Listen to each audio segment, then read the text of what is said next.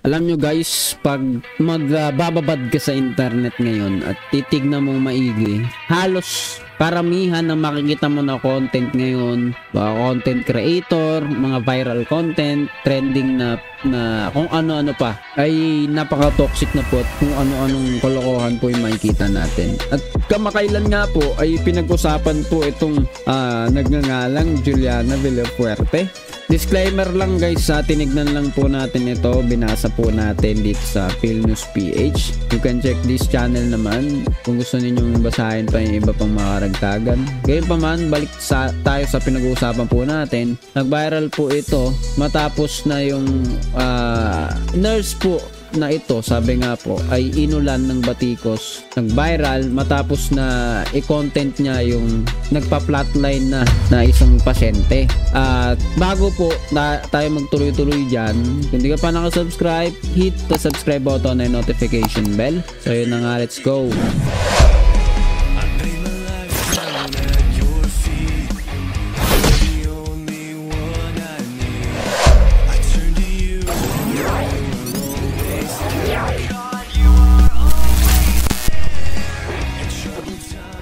So yun nga mga tol, nag-viral nga ito at inulan ng batikos, no, si Juliana Villafuerte, na isang nga daw pong Filipino content creator at student nurse at the same time, no. So ang content niya yata sa video, mga videos niya ay syempre mga patungkol sa nurse activity at ano pa man. Pero sabi nga, ito ay pinag-usapan po matapos mangyari yung pero ayan nga, para mas detalyado ay pakinggan po natin yung video po dito ni PhilNews PH. Okay, let's go. Sa isang ospital, inulan ng masasakit na komento ang estudyante dahil sa pag-upload ng video na tila nakita ng marami na nakakainis at inappropriate. Kasama sa vlog ang isang segment kung saan nagpapakita si Villafuerte ng clip na may text na isang pasyenteng naka-flatline. Bagamat hindi niya ibinunyag ang pangalan o mukha ng pasyente, maraming tao ang nadama na ito ay masyadong personal at walang respeto. In the video, maririnig si Villafuerte na tinatalakay ang life's fleeting nature. Anya, ang mga miyembro ng pamilya ng pasyente ay pumunta sa EC na umiiyak at iyon ang nangyari sa akin, kung gaano kaikli ang buhay. Gayunpaman, maraming netizens ang nagalit sa kanyang pagbahagi ang sandaling ito. Kasama rin sa video ang pag-iyak ni Villafuerte habang iniisip niya ang mga paghihirap sa kanyang trabaho. Gayunpaman, ang emosyonal na bahaging ito ay mabilis na sinusundan ng footage ng kanyang mga unboxing package na nakita ng maraming manonood na napaka-insensitive. Ang estudyanteng nurse ay tumatanggap ng mga batikos dahil sa hindi pagsunod sa expected professional standards para sa isang estudyanteng nurse. Tinawag din siyang i-flatline queen ng mga netizens. Binatikos din ang mga ethical na issues sa mga vlog ni Juliana. Kabilang dito ang pagbivideo ng kanyang mga gawain sa ospital at pagtugon sa mga pasyente. Ikinabahala rin ang netizens sa paggamit ni Juliana sa mga sensitibong pangyayari para sa content. Nadamay na rin tuloy ang kanyang alma mater na University of Perpetual Health, Calamba ODC. Ngayong Lunes, August 5, humingi na ng paumanhin si Juliana at ang naturang kolehiyo. Ayon sa post ng IHS, pinatanggal na nila ang mga video. Nangako rin ang universidad na mas tututukan ang mga ganitong issue upang di na muli mangyari. Nananawagan naman si Juliana na huwag nang idamay ang universidad at kanyang mga guro. Ayon sa mga ulat, nagsampa na ng reklamo sa Professional Regulation Commission, PLI, laban kay Villafuerte dahil sa paglabag sa nursing ethics. Ang reklamo ay nagmula sa isang concerned citizen na naniniwalang mali at unethical para kay Villafuerte ang pagbabahagi ng sensitibong impormasyon ng pasyente sa social media. Ngayon, Few hours after this discussion, a patient came to the emergency room with no pulse. All life support measures were done, but the patient wasn't revived. The patient's family members came to the ER weeping, and that's when it hit me. How life is just so short. So short for us to worry, complain, and to wait for something bigger and better instead of focusing on all the simple blessings that surrounds us every day. So, love the people who treat you right, forgive the ones who don't, and believe that everything happens for a reason. Moments like this one reminds me of how tough this line of work is. Your humility will make even the smallest difference in the lives of your patients, and that is your strength. So yun guys, yun, diba? So ang dulo lang, na-play ko lang ulit yung dulo. Believe that everything happens for a reason. Moments like this one reminds me of how tough this line of work is. Your humility will make even the smallest difference in the lives of your patients, and that is your strength.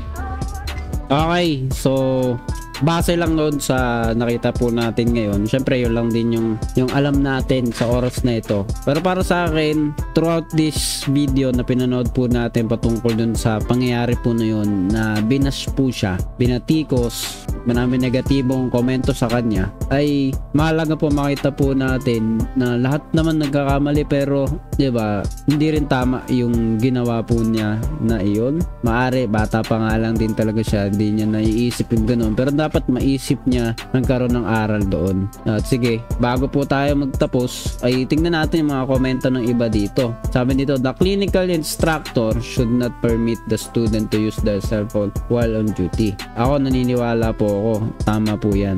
Hindi po talaga maganda yan kapag nasa duty sila gawing content, no? Yung lalo yung mga emergency cases na katulad po sa mga pinakita, nag-aagaw buhay, meron pong si CPR or ano man, mga ganong klase po ay hindi maganda. They should confiscate or request the student to turn off their cell phone to show respect to all the patients. Agree po tayo dyan, no? Pati pag iyak niya video. Okay, so no comment po ako dyan, pero may mga gumagawa po niyan, no? At marami ganyan.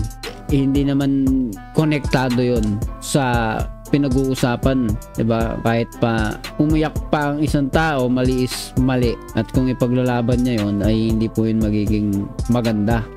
Pero kung may sincerity naman, 'di ba? Sincerity naman yung pagbabago, pagsisisi niya, ay siguro lahat naman ay maaaring mabigyan ng kalawang pagkakataon, pero kailangan may pagbabago at mayroong natututunan ng bawat isa sa atin. Mas okay pa siguro kung nasa break room ka pero yung mismong nag-work ka, bawal yun, tas pasyente pa mismo pinakita. So talagang ano yan, no? Foul yan. Why did the clinical instructor allow the student to use video recorder during hospital exposure?